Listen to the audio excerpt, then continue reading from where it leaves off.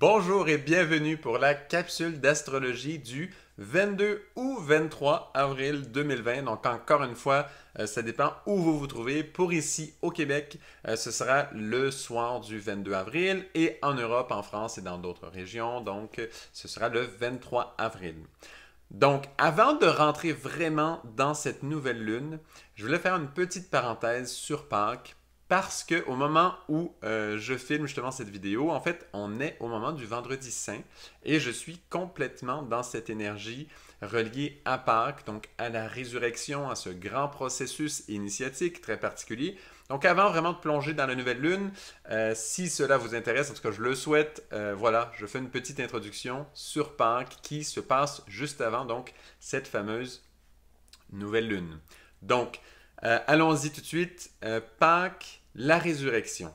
Premièrement, je voulais souligner, parce qu'il y a beaucoup de choses à voir par rapport à la résurrection comme telle, par rapport à Pâques, ce qui est enseigné donc au niveau catholique, premier niveau on va dire, c'est parfois souvent très limité. Il y en a dans la tête de plusieurs personnes, ça va rester comme le fait que Jésus donc ressuscite et un peu entre guillemets donc ne meurt pas d'une certaine façon, comme s'il peut revenir dans son corps physique et puis comme ça continuer d'une certaine façon. Puis il y a toute une idée reliée à faire perdurer le corps physique. Donc, première chose que je voulais faire, c'était un peu placer un peu des bases sur ça, replacer certaines lignes.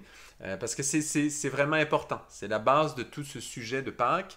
Donc, premièrement, la résurrection, quand Jésus ressuscite, et bon, voilà, quand il nous est proposé la résurrection, il ne s'agit pas de revenir nécessairement dans son corps physique. Le corps que l'on prépare, en fait, c'est le corps qu'on appelle le corps de la lumière ou le corps de la gloire. Donc, c'est un corps fait de matériaux beaucoup plus subtils que le corps physique. Il est vraiment fait de lumière, il est fait de tous les liens que l'on est capable de tisser, de créer justement avec notre moi supérieur. Il y a plusieurs façons de le voir là. Notre moi supérieur, notre âme sœur, il y a certaines façons de le voir qui nous amènent aussi vers ça, avec le divin, tout ça. Donc tous ces liens vraiment lumineux qu'on est capable de tisser créent finalement, là je fais un résumé extrême, et d'ailleurs c'est un grand sujet hein, qui bien sûr me dépasse, j'ai quelques notions et bon, un peu comme tout le monde, je fais mon chemin dans tout cela.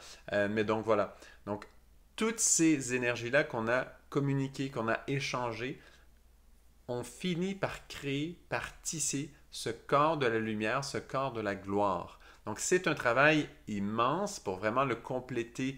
Bon, je présume que ça doit être très grandiose. Hein. Pour moi, évidemment, ça me dépasse. Je suis très loin de là, personnellement. Par contre, j'ai quelques notions sur le sujet. Et en fait, ce sujet, je l'ouvre à ma façon. Chaque année, dans le temps de Pâques, je me concentre spécifiquement dessus.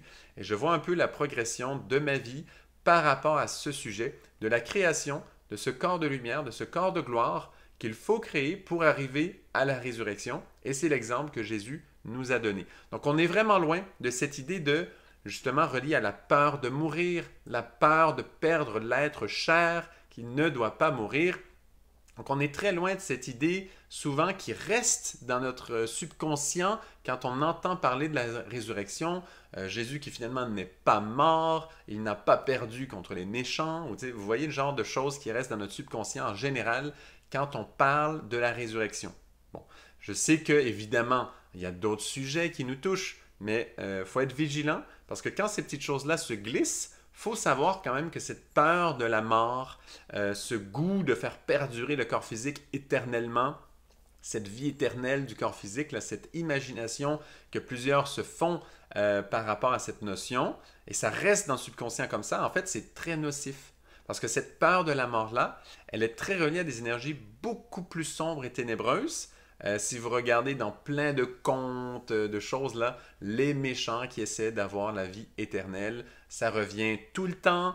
C'est cette peur de la mort, cette peur de perdre le corps physique, cette peur de perdre cette identité-là.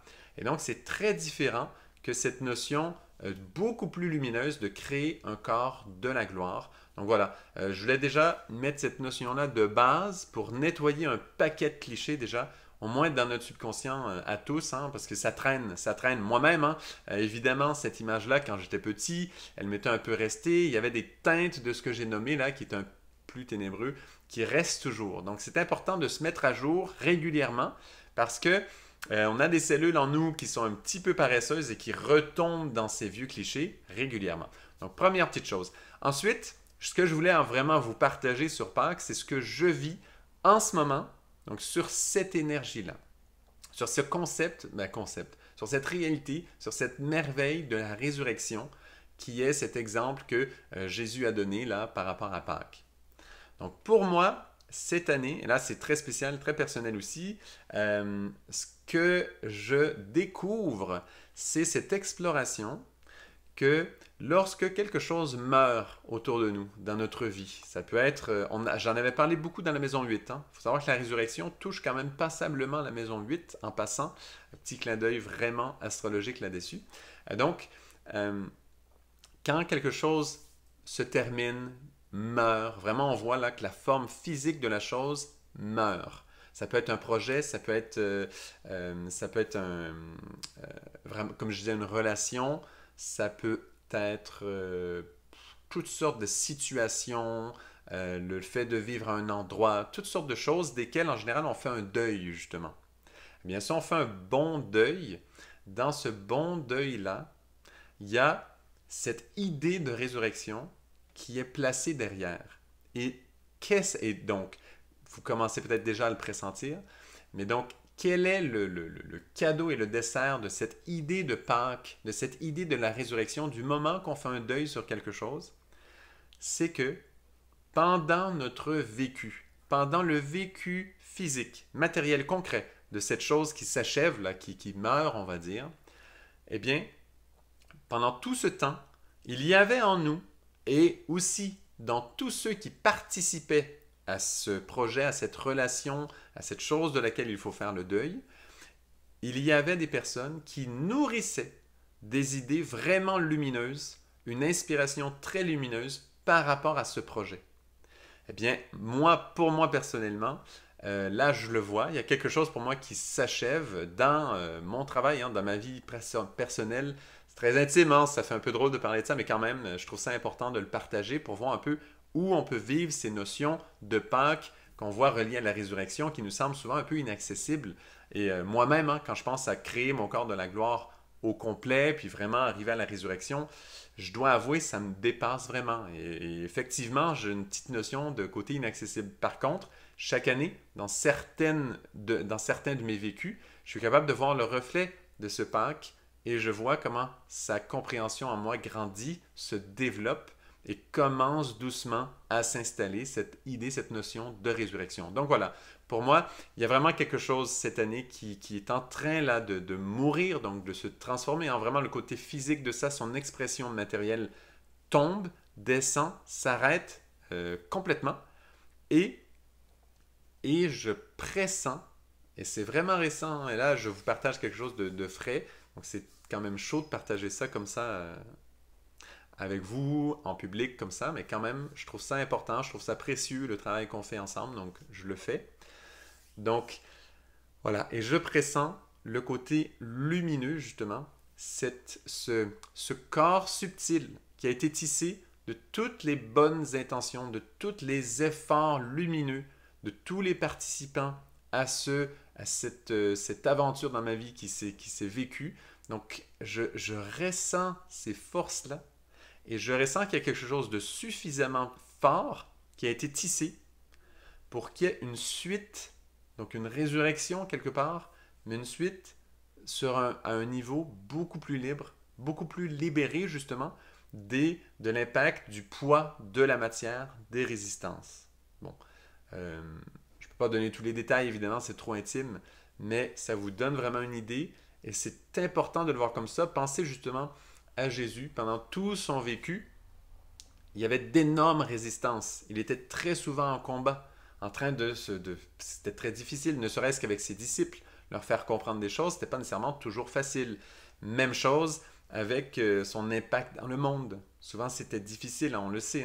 C'est pas toujours, c'est pas que du gâteau, c'est même souvent, en général, très difficile. Une fois qu'il quitte ce corps physique, il entre dans ce corps de la gloire qu'il s'était préparé.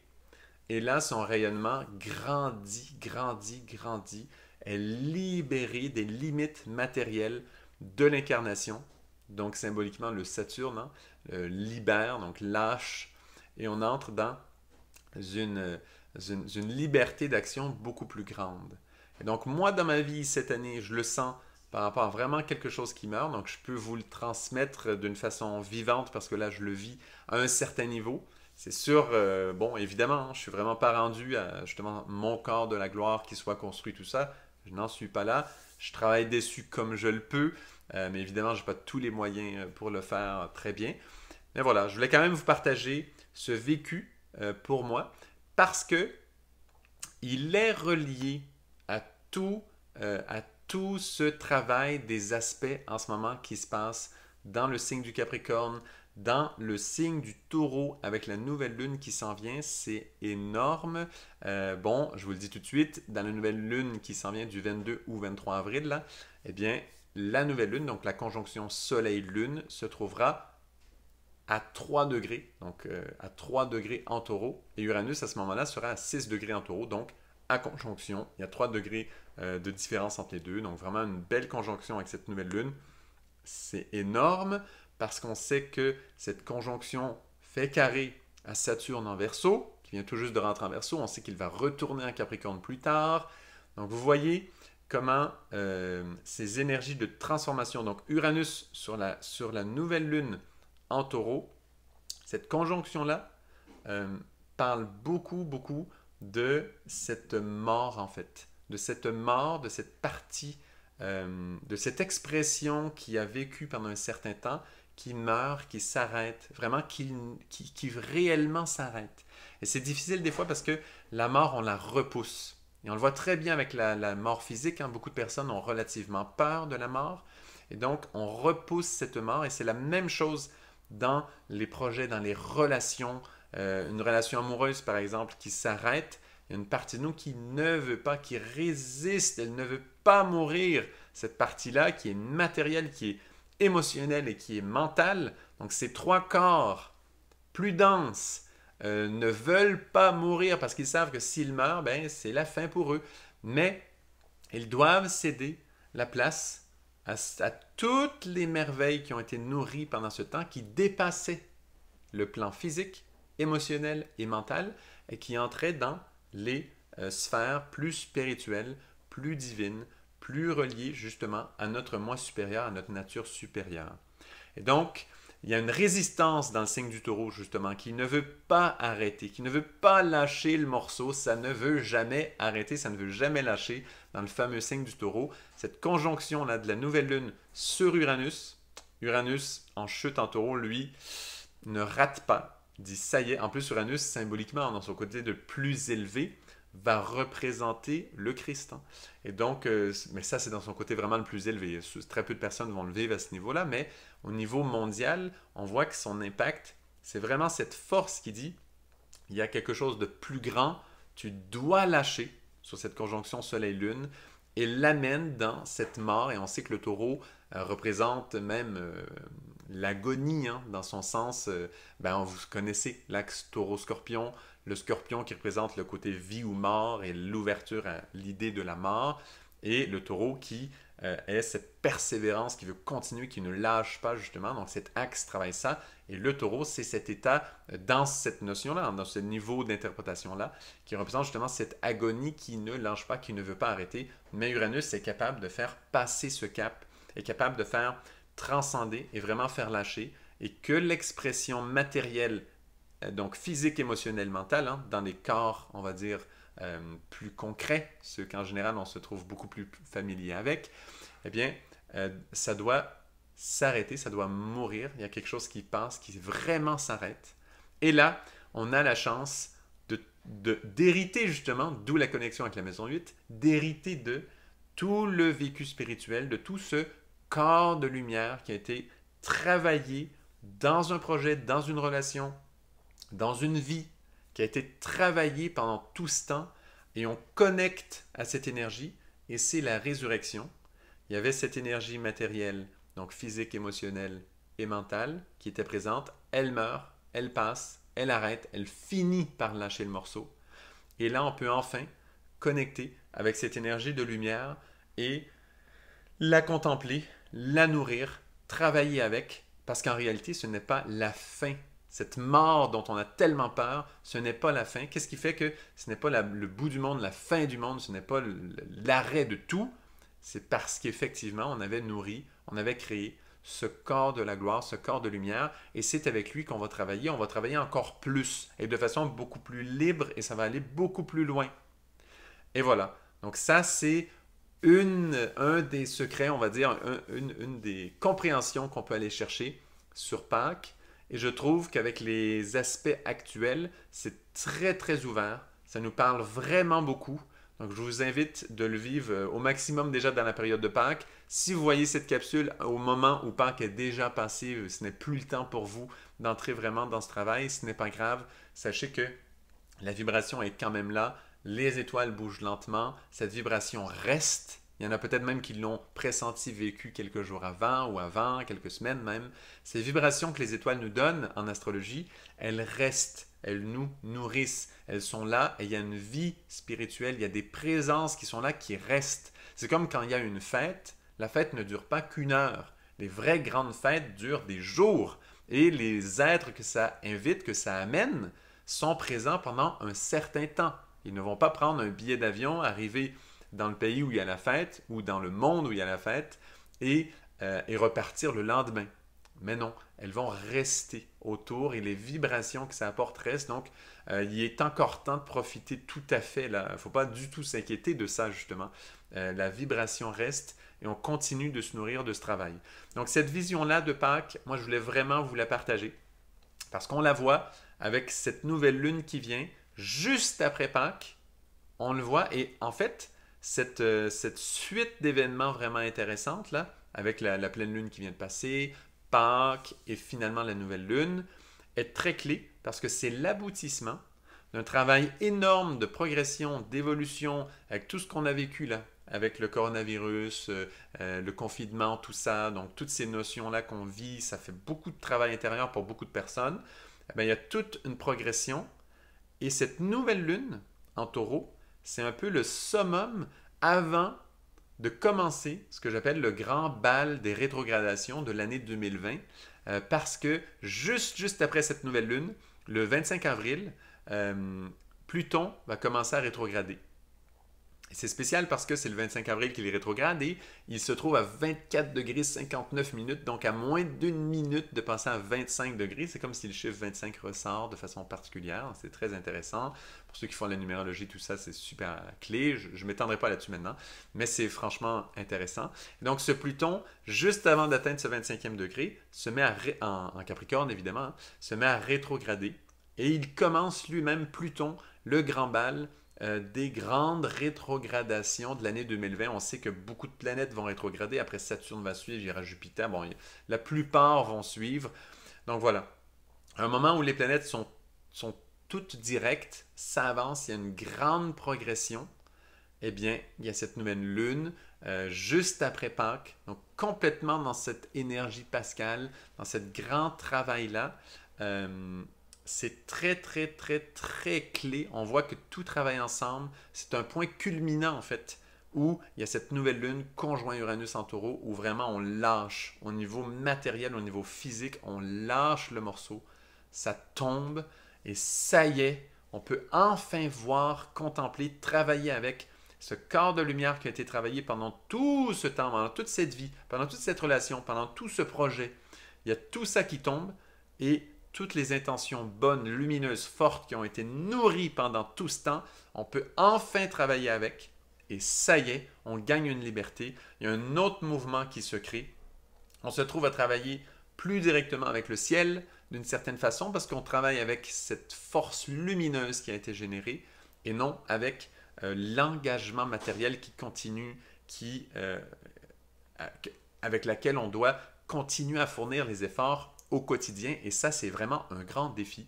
Donc voilà, c'est tout un grand changement et le fait que ce soit Pluton qui commence le grand bal des rétrogradations, eh bien, ça en dit très très long. Pluton qui, à ce moment-là, en conjonction avec Jupiter, au moment où il entre en rétrogradation, il fait justement carré avec Mercure. Et donc ça, c'est intéressant aussi. Mercure qui se trouve à ce moment-là en bélier, donc à 25 degrés justement. Ça veut dire que c'est une notion qui va complètement dépasser notre plan mental qui veut toujours tout contrôler, tout diriger, surtout en plus en spiritualité, souvent on explore la spiritualité beaucoup avec notre mental. Il y en a beaucoup qui s'imaginent être des êtres spirituels extraordinaires, et en réalité ils ont une grande compréhension, une connaissance, je dirais, des choses spirituelles, mais leur vécu, lui, peut rester parfois très léger. Quand on pense justement, là on est un peu dans l'ambiance de Jésus là en ce moment, si on pense aux pharisiens, eh bien, ils connaissaient très bien la loi, et même la loi spirituelle très souvent. Et donc, ils étaient très forts au niveau mental, mais au niveau du vécu spirituel, souvent, il manquait quelque chose, et c'est comme ça qu'ils ont réussi à ne pas reconnaître Jésus, le Christ, à ce moment-là, justement. Et donc, c'est quelque chose d'extrêmement fort, ce Mercure en carré à Pluton qui commence à rétrograder. C'est vraiment que ça vient comme ça choquer notre mental de se dire, OK, il faut laisser mourir, il faut laisser abandonner ce côté physique et se concentrer sur l'essence, la clé, ce fameux corps de lumière, ce fameux corps de la gloire. Et c'est Pluton qui est le mieux placé pour partir ce travail parce que lui, Pluton, travaille sur l'essentiel, travaille sur tout ce qui est tabou, travaille sur le vrai pouvoir de l'être humain.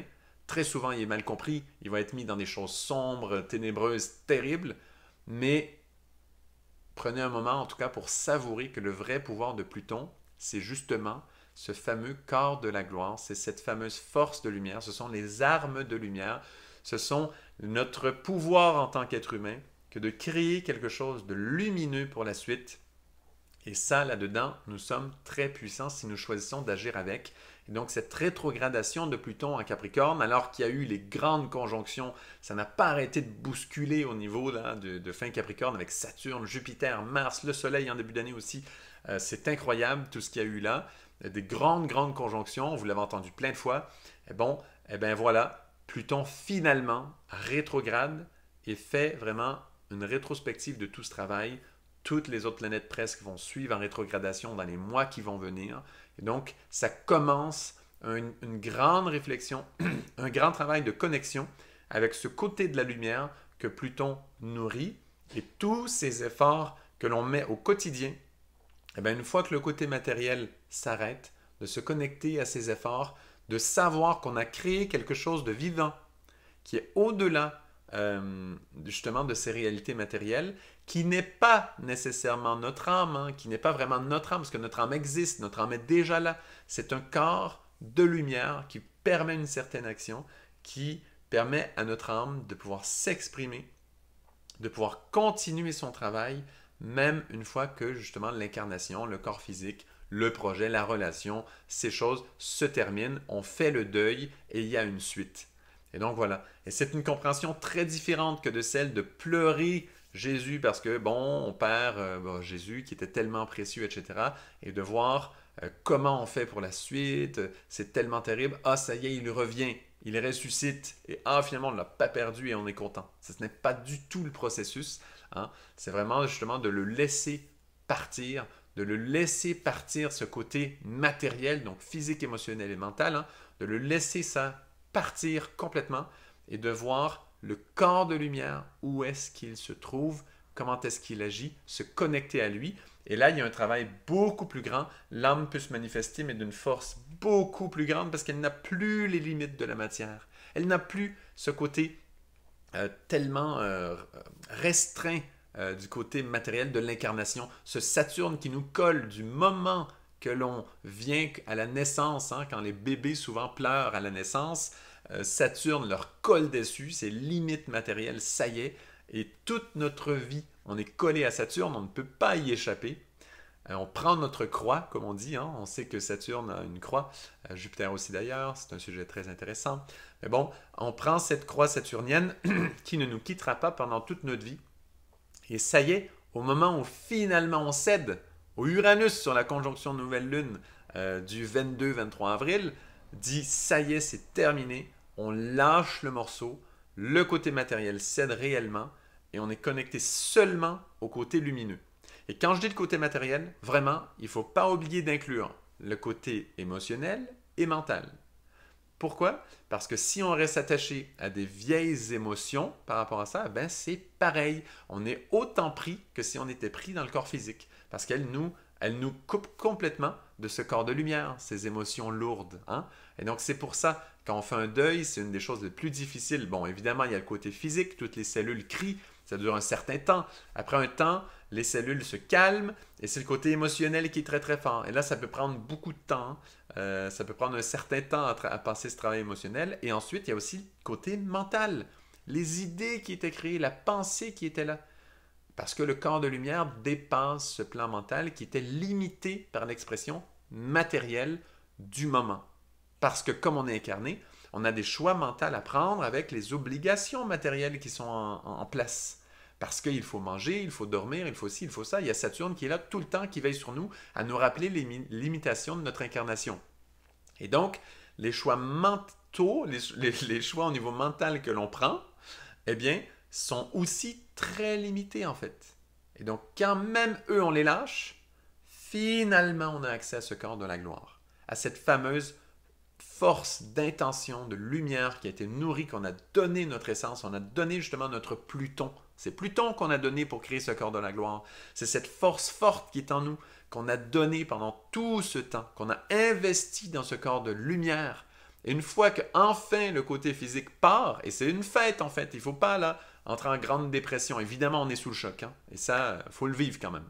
Le choc existe. Au niveau physique, émotionnel et mental, les trois, évidemment, il y a un choc. Je ne suis pas en train de dire qu'il n'existe pas. Cependant, ce qui est très rassurant et très beau avec Pâques et cette compréhension de la résurrection, c'est que du moment qu'on quitte ces limites-là, on peut se connecter et se concentrer sur le côté lumineux qui a été nourri pendant tout ce temps. Et ça y est, on bénéficie d'une force énorme d'action qui est absolument invincible et qui est absolument imparable parce qu'elle n'est pas dans les limites saturniennes, donc matérielles. Vous voyez un peu? Donc c'est extrêmement puissant et c'est comme ça que Jésus, dans cette énergie du Christ, a réussi à faire un travail immense une fois qu'il est parti. Comment justement l'Esprit Saint est descendu sur les apôtres, etc. Bon, tout le travail qui s'en est suivi a été gigantesque. Et c'est la même chose dans nos vies, dans nos petites réalités. Alors c'est le lien, et vraiment il y a une suite là. Avec ce Pâques, il travaille avec cette nouvelle lune qui s'en vient du 22-23 avril. L'énergie se poursuit.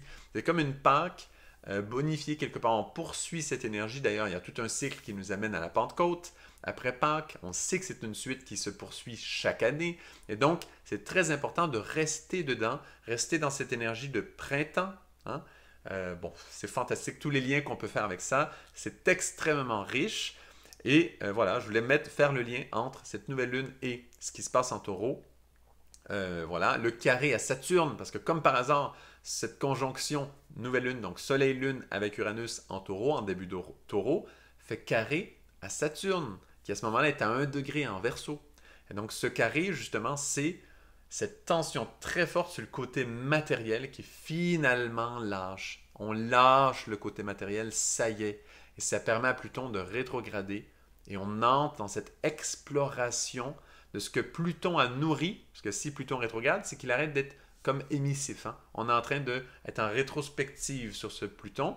On n'est plus en train de fournir du Pluton. Donc notre énergie précieuse, notre quintessence, toute notre force, notre argent, toute notre puissance, là, ceux qui travaillent avec les chakras, là, le côté Kundalini, tout ça. On n'est plus en train de donner de cette force. On est en train de faire une rétrospection et de contempler justement. Et contempler, c'est ça. Contempler, c'est être avec le temple, hein, avec le temple, contempler.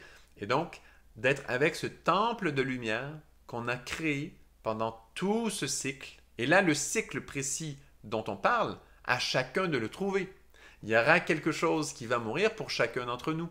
Il y aura une partie, en tout cas nous sommes appelés à faire ce travail, et à laisser mourir quelque chose extérieurement qui est dû pour ça, hein, évidemment. Il ne faut pas laisser mourir n'importe quoi, mais ce qui est dû pour ça peut partir, et on peut à ce moment-là contempler toute l'énergie plutonienne, donc cette quintessence de notre être, qu'on a investi, qu'on a nourri, qu'on a mis justement dans ce côté lumineux. On le connecte avec, on le contacte, et on voit à quel point, une fois que le côté matériel a lâché, comment c'est libre et que ça agit. Donc c'est extrêmement puissant. Pour moi, j'ai eu plein de petits signes de révélation par rapport à ça. Ça fuse un peu de partout. Donc, je ne pouvais pas ne pas vous parler de ces connexions. Je trouve ça extrêmement précieux. Voilà, pour moi, ce grand travail en Capricorne de l'année 2020, tout ce travail sur le coronavirus, toutes ces choses de confinement, ces changements. Oui, il y a un côté gouvernemental, il y a tous ces côtés-là. Autour de Pâques, par contre, vraiment, prenez un temps pour votre véritable travail intérieur profond. Et là, ce que je parle, honnêtement, c'est extrêmement profond. Les notions qu'on a abordées là, je sais que, bon, quand je le dis souvent, ça se reflète surtout dans le plan mental, mais en tout cas, je vous souhaite d'arriver à les capter le mieux possible parce que c'est un travail extrêmement important, puissant, que l'on a à découvrir et à développer au fil du temps. C'est à nous de développer ce travail, d'apprendre à connaître la résurrection. La résurrection, ce n'est pas pour les grands initiés seulement. Tous, nous avons droit à nourrir ce travail à notre niveau, là où on en est, à nourrir ces énergies de lumière, à créer doucement ce corps de lumière pour qu'un jour, quand finalement on va pouvoir quitter cette terre, quand finalement on va partir, quand finalement le côté matériel va dire Saturne va nous donner repos, quand finalement le faucheur passera, eh bien, il y aura ce corps de lumière qui nous attendra et qui sera là, préparé pour que l'on puisse, pour que notre âme puisse avoir une action forte et se connecter là, justement, dans cette nature supérieure, faire un travail qui soit puissant. Bon, voilà. Je le dis, c'est quelque chose de très très beau et à ne pas mélanger avec le côté très sombre de cette peur de mourir, cette peur de ne plus pouvoir avoir d'action, de ne plus être soi-même, de se perdre, de ne pas gagner, par exemple. Le mal, souvent, est dans cette énergie de « il n'a pas gagné ». Donc, voilà.